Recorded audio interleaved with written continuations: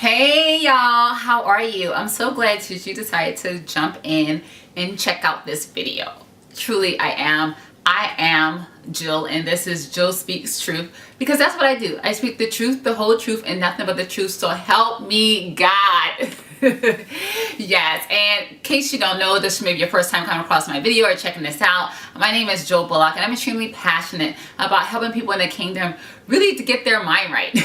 And I do that by helping you to renew your mind. It all started with the organization I'm very fortunate to be the founder of, one of the founders anyway, Detour Movement Inc. We believe when you renew your mind, you transform your life. And I take that as my personal mission to help people in the kingdom really just get their mind right, all the way from the things they're doing within their ministry to their mates, and making the right choices in life and in their relationships, right? Because I want you to show up very authentically of who you are, not holding back, being ashamed or feeling any guilt about who you are, who you be, really just operating so you could be more attractive and being more lovable and being more bold in the space that you occupy. So that's what I do all day, every day. And ultimately with that, I want you to attract healthy, happy love that leads to a lasting marriage. So today I am talking about pretty much just some mistakes that Christians often make in dating and things that you must avoid as you show up in relationships, because this is going to be one of the things that help you to be either more attractive or less attractive.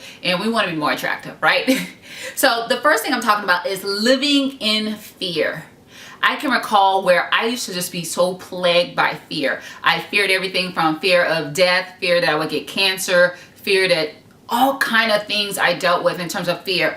And even in relationships, I used to fear that I get in a relationship and they wouldn't accept me for who I am and all of this. Oftentimes every time I would think about fear of rejection and abandonment, I think about that movie Runaway Bride. Some of you may have seen it, and she just had so much fears that she couldn't even be herself because she was so afraid that other people wouldn't accept her. And that's sometimes what people deal with in terms of living in fear. So there's three core areas of fear I want you to be careful about. And if you're dealing with any areas of fear in this, that you just ask God to really help remove you from that and change your mindset as it pertains to relationships. So the first thing is having fear of rejection.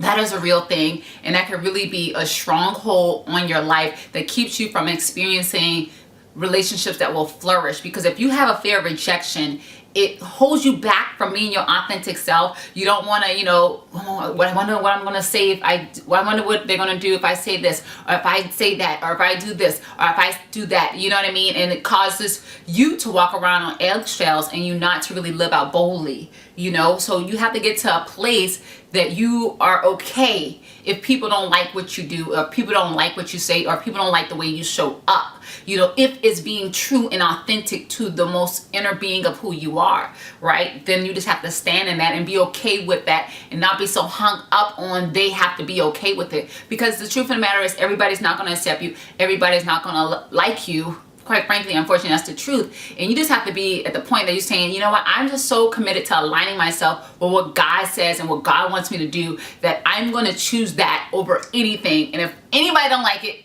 quite frankly, it's none of my business. All right, the second thing, and I need to do a whole series on rejection because that can go a whole deep thing. The next thing is the fear of abandonment. And the fear of abandonment is kind of very similar to the fear of rejection, is feeling like after you're with somebody, they're going to somehow leave you. And if you experience, for example, sometimes you've experienced death in the past, like I lost my father when I was in 9th grade. That is a form of abandonment, right? Anytime somebody who is supposed to be there for you, you think they're going to be there for you, for whatever reason, whether by choice or otherwise, for some reason they're not there for you, and you will experience a level of abandonment. But you have to get over the place of fear of abandonment. First, understanding, like the situation with my dad, I understand that my dad didn't have anything to do with it. He couldn't control it, right? And one way that I have conquered every fear that I ever had is like this. I got to the place where I said, you know what, I can live without anything, anyone except God. So no matter what happens in my life, no matter who I lose in terms of death, no matter what happens to my mortal body, no matter what happens to me, long as I have God, I will be okay. And I will still be able to live despite what obstacles or challenge comes my way. I will still be able to persevere. So it's just having that faith that all things will work together for the good of those who love God. And that includes you. And so you don't have to worry about somebody not being there, somebody leaving you. So what if they do? You know what I mean? It's likely a blessing from God. I always hear Pastor Kim says, you know, rejection is just merely God's protection for your life. So understand that sometimes people leaving you or not being there for you is not a bad thing. Sometimes it's a blessing in disguise. Okay, the next and last thing I want to talk about is the fear of loneliness. Because the truth of the matter is, sometimes you can get to a place where you feel lonely, you know, and feel like nobody's there for you and you're just all out there by yourself. Or sometimes you deal with that you think you're going to be single forever and like this journey is never going to end. And I can relate because I remember in 2009, I had just moved across the country and I had dated this guy and it was just a mess of a relationship because I didn't have the security that I needed in the relationship and he was a jerk. So it just really didn't work out, quite frankly. And I started to wonder, man, am I going to be single forever? And I called my aunt, who was at that time maybe 65 years old, and she had remained a single woman her whole life. And I asked her, Auntie, are you going to be, when did you realize you're going to be single forever? You know, she pretty much said, well, you know, she didn't ever really realize that, but it was a journey that God had chosen for her and she was okay with it. But what I want to tell you is that don't be plagued by that fear. I believe that you have to, if you show up as the best version of who God created you to be, if you let these fears just melt away and say, no matter what, I'm not pressed to be with any one person. I'm not pressed for anybody to accept me. As long as I have God approval, that's all I need. I'm not going to worry about being alone. You can be your own company. You can be your own company, right? Because even when you get married, you're not always going to be with somebody. You just got to learn how to enjoy being around yourself. And a lot of times with me in my quiet times, I can really just do a scope on all three of these areas. You know, in my quiet time, I just spend time with God. I spend more time praying. I spend time fasting. I spend time listening to audio, watching YouTube videos, blogging, writing books.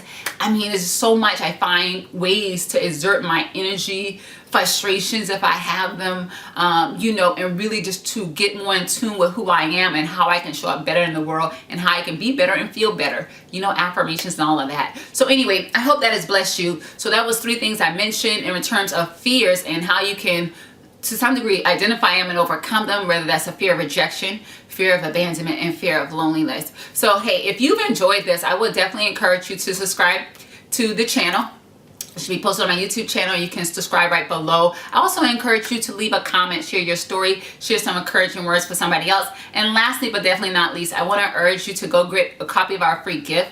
It's the 7 critical mistakes that women often make that keeps them from God's best. Sorry guys, we don't have anything for you for that particularly. We don't have anything for you for that, but you can go to detourmovement.com and download that, and that really walks you through a fear exercise that I used to go through to help me to conquer every fear, right? Because what I know to be true is that fear and faith does not reside on the same block. They don't have the same zip code, area code, state, region. They just are not friends. Like, they don't hang out at all. You hear what I'm saying? At all. So grab that. For the guys, and if anybody's who's interested in being on the Sexless Singles journey, I encourage you to grab a copy of my book. You can get it at detourmovement.org. Click shopping and get a copy of the book. For the first 100 copies, you can get a copy for free $99, depending on what you watch this. And you can grab a copy, and like I said, it's limited time. So depending on when you see this video, it may not be available anymore, but you still can get a copy on our website. Okay? So love you so much. God loves you best. Until next time, be blessed.